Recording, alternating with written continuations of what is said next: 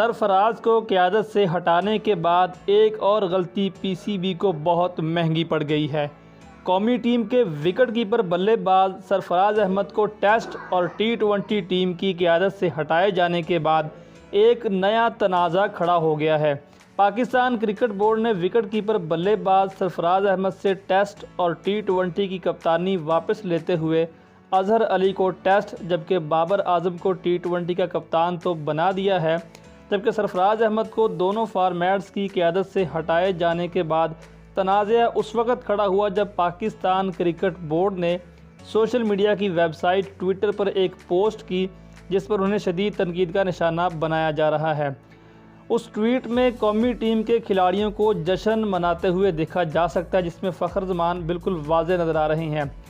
जिससे शायकीन क्रिकेट को ये तासुर गया कि कौमी टीम के खिलाड़ी सरफराज अहमद को क़यादत से हटाए जाने पर जश्न मना रहे हैं। इस वीडियो के दौरान मौके की मुनासबत से सबसे काबिल एतराज़ बात यह थी कि वीडियो के दौरान किसी टीम या मैनेजमेंट के किसी रुकन ने सरफराज को ग्राउंड से बाहर जाने का भी इशारा किया।